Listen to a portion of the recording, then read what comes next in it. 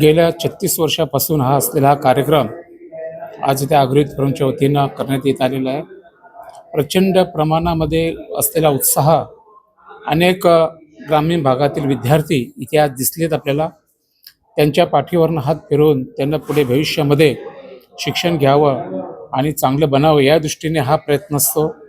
आणि निश्चितच सगळेच जण समाजातील नेते, काही लोकप्रतिनिधी इथे उपस्थित राहतात, शासकीय अधिकारी उपस्थित राहतात आणि अशा मुलांना मार्गदर्शन केलं जातं आणि याच्यातून नवीन पिढी घडावी हा एक आमचा हेतू असतो आणि तो आम्ही सक्सेस होत झालेलो आहे. आपण जर कोर्सेस सुरू केलेले आहेत आणि त्याला कसा प्रतिसाद मिळतो आणि यापुढे देखील ते कशा प्रकारे राबवलं जाणार? अग्रहित फोरम व लोढा फाउंडेशनच्या वतीने स्किल डेव्हलपमेंटचे कोर्सेस चालू केलेले आहेत. त्या कोर्सेसचं आमच्या या मागच्या काही वर्षातला असलेला एक चांगल्या प्रकारचा अनुभव आम्हाला आलेला आहे की ज्यांची गरज खरंच ग्रामीण भागातील मुलांना, तरुणांना पाहिजे होती आणि ते आज इथे आम्हाला दिसते. त्याच्यामध्ये ब्युटिशियन्सचा कोर्स असेल, कॉम्प्युटरचं असेल, AI असेल, फॅशन डिझाईनचं असेल आणि चांगल्या प्रकारे उत्साह या आम्हाला आज बघायला मिळतो. आणि लोक पुन्हा विचारतात आम्हाला का आम्हाला पुढची ॲडमिशन कधी मिळेल. याच्याच आम्हाला खूप आनंद वाटतो. ते तरुण नाही, आपल्या समाज तरुणांना एवढंच आहे की प्रत्येकाने चांगल्या प्रकारे शिका, अनुभव घ्या, अनुभवातून पुढे चला. विनाकारण कोणी काही मिसयूज करत असेल त्याच्याकडे लक्ष न देता आपण स्वतःच्या पायावर उभं राहून आपलं भविष्य घडवा आणि त्या भविष्यातून आपला घर, दार, समाज आणि देश घडवा.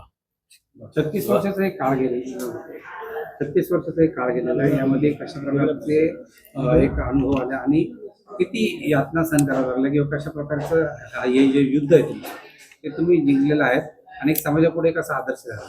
कसं आहे की आम्हाला जे काही वेतना झाल्या होत्या, स्थानिक शेतकऱ्यांची इथली मुलं असतील, यांना मार्गदर्शन मिळत नव्हतं, यांना माहिती होत नव्हते.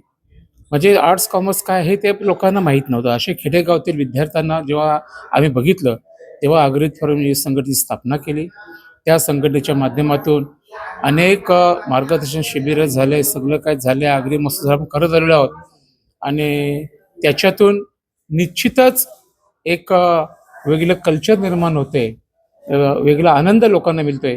आणि आज आमच्याकडली जी मुलं आहेत तसे डॉक्टर, वकील नाही तर चांगल्या ठिकाणी सुद्धा काम धंदा करायला लागलेला आहे. याचा आनंद आम्हाला. अनेक कार्यक्रम होत असतात.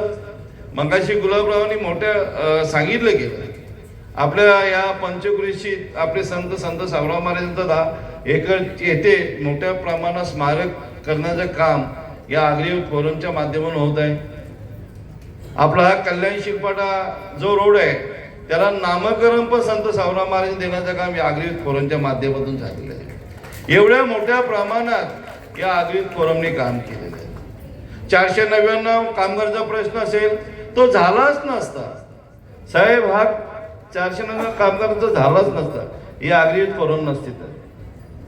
जेव्हा हा अग्रहित फोरमच्या 499 कामगारांचा जेव्हा प्रश्न सन्माननीय महाराष्ट्र राज्याचे माजी मुख्यमंत्री एकनाथ शिंदे साहेबांनी हा निर्णय घेतला की 499 कामगार समाजाचे आहेत, त्यांना परवाना आपण केला पाहिजे.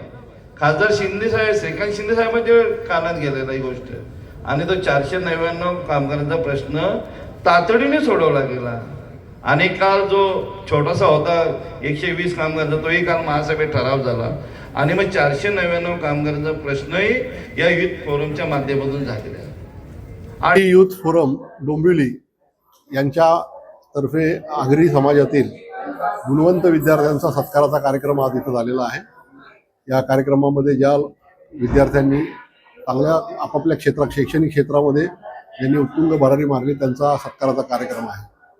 या निमित्ताने आम्ही त्यांच्याशी संवाद साधलेला आहे. हे सगळे नवीन मुलं आहेत आणि ह्यांच्याशी संवाद साधताना आपण आपल्या आयुष्याचं ध्येय कसं ठेवलं पाहिजे आणि ते अचीव करण्यासाठी संयम ठेवला पाहिजे, सातत्य ठेवलं पाहिजे, चिकाटी ठेवली पाहिजे आणि आपल्या हातात टेक्नॉलॉजी आलेली आहे त्या टेक्नॉलॉजीचा गैरवापर न करता आपल्या ध्येयाला पूरक अशी माहिती आपण सर्च केली पाहिजे. कुठल्याही आलतू फालतू व्हिडिओज, रील्स ह्याच्यामध्ये वेळ न घालवता आपण योग्य रीतीने आपल्या ध्येय अचीव करण्यासाठी जे काही माहिती मिळते त्याच्यासाठी या टेक्नॉलॉजीचा वापर केला पाहिजे असा आमचा त्यांच्याशी संवाद झालेला आहे. सर आपण